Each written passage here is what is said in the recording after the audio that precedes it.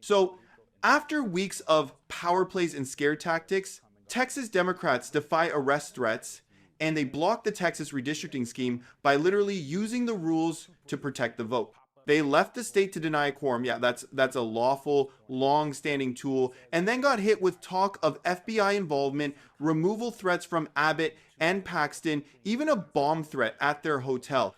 And still, they're standing firm. Because this is about whether Texans can choose their reps without a rigged map party drama is the sideshow. You got state reps on MSNBC spelling it out. This is a defense of voting rights and democratic principles. Full stop. Quorum breaks have history behind them, minority parties have used them for generations, and now California and New York are backing them up because the stakes spill beyond Texas.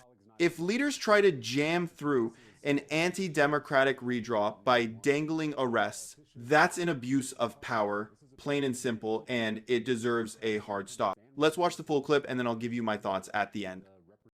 Joining us now, Texas State Representatives James Talarico and Jolanda Jones. Thank you both so much for coming on. Representative Talarico, I want to start with you because, you guys are gone. The state troopers can't pop up to Chicago or wherever you are to grab you. But James Cornyn, your senator, says that the FBI has approved some kind of plan to go around the country and getting you guys. How worried are you that federal officials are on their way this week to arrest you all and bring you back to Texas? Well, you're right.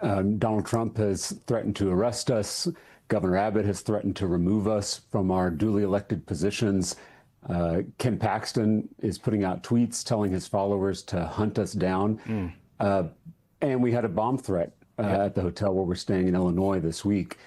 But my colleagues and I will not be deterred because this is a lot bigger than us. It's a lot bigger than any one politician, any one political party. This is about whether the people, Democrats, independents, and Republicans, whether they can elect the representatives of their choice, whether they can change their government from the bottom up, and whether or not they can hold powerful leaders, including the most powerful leader in our country, accountable through their votes at the ballot box. That's what we're fighting for, and my colleagues and I are not backing down. Representative Jones, we had your colleague, Texas State Representative Ron Reynolds, on the show yesterday, and I asked about the resolve of the Texas Democrats and how long y'all be able to do this. Listen to what he had to say, and then we'll talk about it. I can tell you right now, our resolve is stronger than it's ever been. The American people and Texans want to see Democrats fight. They're sick of seeing the bully authoritarian president run over Democrats. And we said, no, you ain't dealt with Texas yet. So we are saying, come and get it. We're going to hold out as long as it takes. Governor Abbott has made it clear he's going to call special session after special session after special session. Well, guess what? Our resolve is stronger than it's ever been. Representative Jones, I wanted to show that to everyone to remind what Representative Reynolds said. But I wonder, do you share his sentiment? And I raised that question also because you've been very open about caring for your mother back in Texas. And all of you are making a sacrifice by being out of the state, away from your jobs, away from your families. How long do you think you'll be able to deny the quorum to keep this redistricting from happening? So let me be clear. I will be away as long as the Democrats need me to be away, okay? Because we are a team. We are as strong as our weakest link. I love my mother, but guess what? I was raised in African philosophy where it takes a village. So I call my sister, I call my son, I said, Mama's at the house, go get her. And that's exactly what they did. So I have a support network that's helping me. But at this moment, at this time in history, it's really important that we understand that Texas may be where we're fighting right now, but this is for the heart and soul of America. And Black and brown people really need to be concerned because the districts that they're trying to take in Texas are Black and brown districts where they're pitting Jasmine Crockett against Mark Veazey and Congressman Al Green against another Black district. And so we've got to hold the line now. And so this is our civil rights moment. This is our Edmund Pettus Bridge moment. This is our Montgomery bus boycott moment. And I will continue. I will talk to my granddaughter. I will talk to my mom over FaceTime. I know they're in good hands, but we need to make sure that Texans are in good hands and that America are in good hands. And that's why we're standing in the gap, and we will be here for as long as we need to be here. Representative Talarico, quorum breaks are not abnormal in Texas. 1870, 1979, 2003, 2021. You have a lot of Republicans who are arguing that you guys are abandoning your constitutional duties by doing this. And yet, you guys have a history in your state of doing exactly what you're doing now. What do you have to say to the critics who act like this is something brand new that's never happened in the Lone Star State? I would urge them to read the Texas Constitution because breaking quorum. Breaking quorum is a tool that the minority has to check the abuses of the majority. And, Representative Jones and I and our colleagues, we didn't make this decision lightly. As you mentioned, there are personal and political and legal costs to doing this. And we only reserve breaking quorum for the most egregious abuses of power, like a mid-decade redistricting or a voter suppression bill. And, we're here in Illinois in the land of Lincoln, which is appropriate because Abraham Lincoln broke quorum as a state senator back in 1840 by jumping out of a window at the Illinois state capitol. Thankfully, Representative Jones and I didn't have to jump out of windows. But it is just a reminder that we are participating in a long American tradition of standing up to bullies, of speaking truth to power, of civil disobedience, of good trouble. Representative Jones, from the very beginning, California Governor Gavin Newsom has been right there, front and center, saying, hey, Texas, hey, Governor Abbott, you do this, you will reap the whirlwind. How important has it been to have the support of the California governor and other governors for what you're doing? Let me tell you, my heart is warm. Because Texas is we think we're our own state, serious business, especially the Republicans.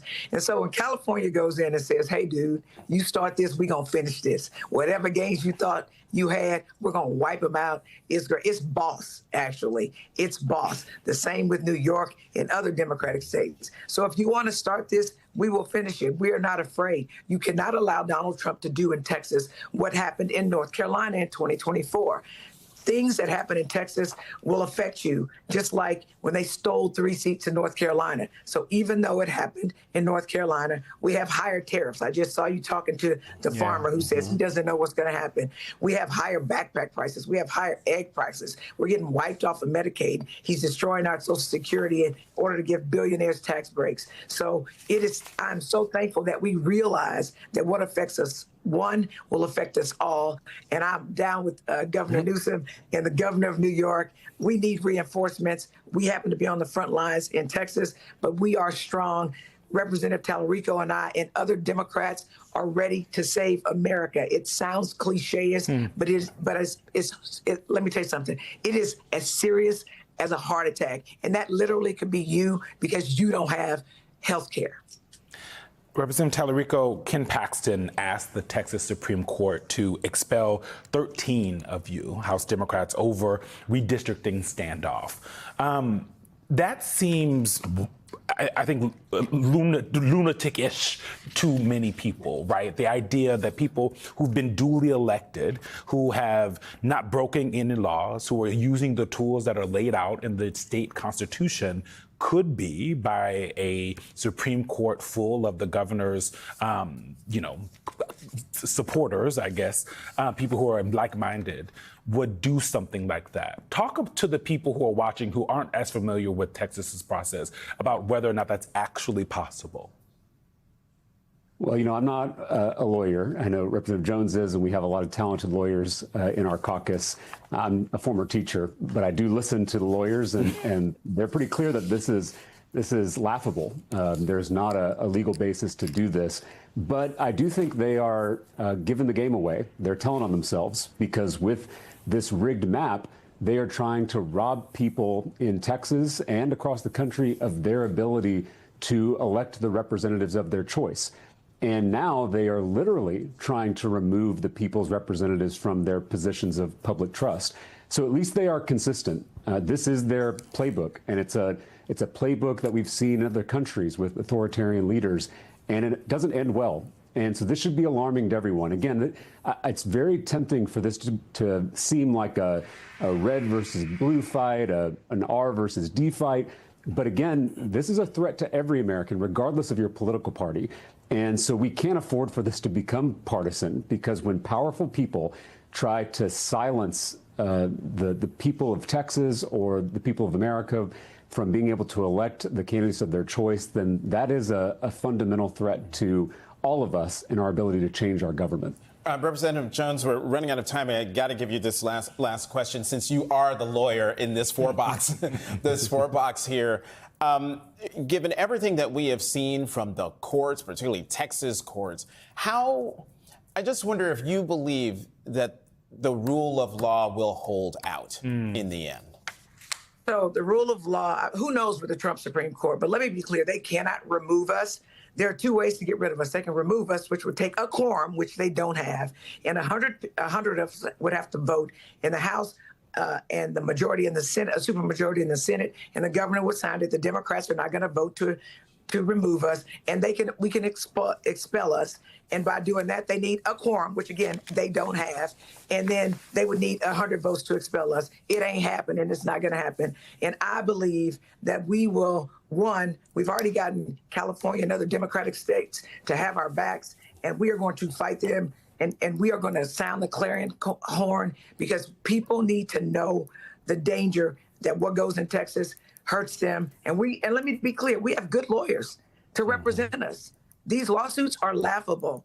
These theories of their attack are laughable. And I believe they want sound bites. But it doesn't matter what they throw on the wall. It doesn't matter what kind of things they make up. It doesn't matter how they're trying to racistly redistrict. We are going to fight until we have no breath in us.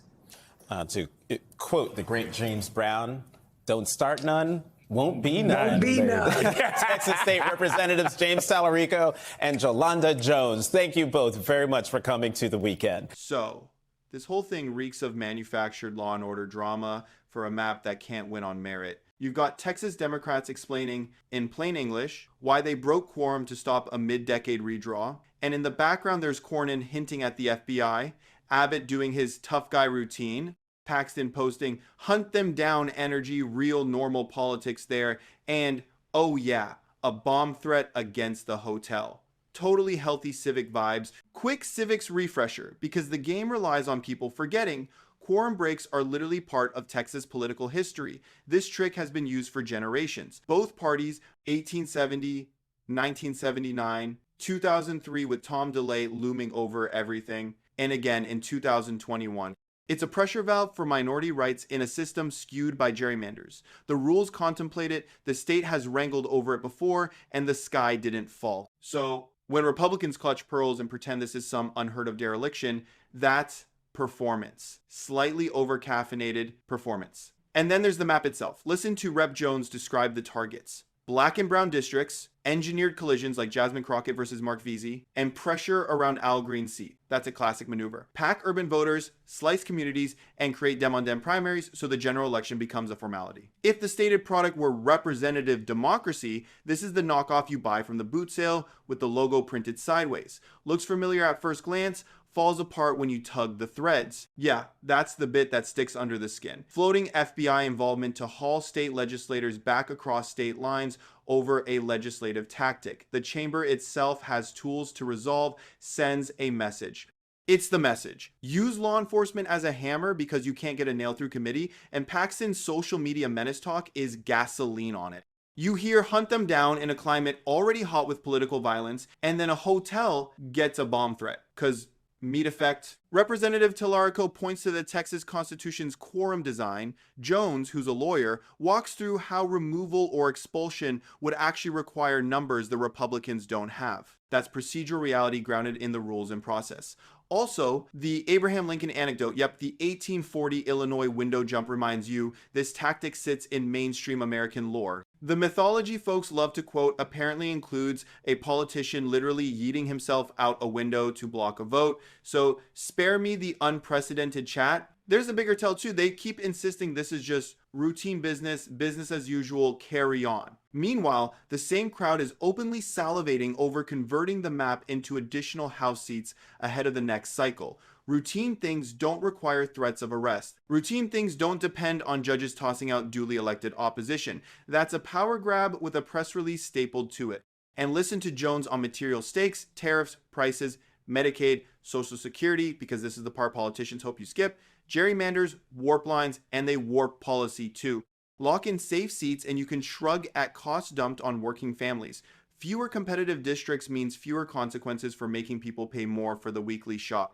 That's why map fights feel abstract until your rent goes up and your clinic closes. I know someone will say, well, blue states draw maps too. Here's the difference in this story. We're talking about a mid-cycle redraw designed during a period of national MAGA escalation, paired with threats and court shopping, and a very loud willingness to criminalize a protest tool the rules themselves account for. The context matters. The pattern matters. So what do we do with all that? Honestly, I'm with the Dems here. Stay out as long as you have to, call in support from California, New York, wherever, and force sunlight onto the process. If the map can stand up to scrutiny, bring it to a fair debate under fair rules. If it only moves under intimidation, it doesn't deserve to move. Simple as. Here's my final takeaway, the blunt one. This is a stress test of whether minority rule can be cemented by fear way more than a procedural spat. Texans asked for representation. The GOP machine wrote itself a cheat code, then threatened anyone who pulled the plug. The quorum break is a seatbelt. The crash is the point. Choose the seatbelt.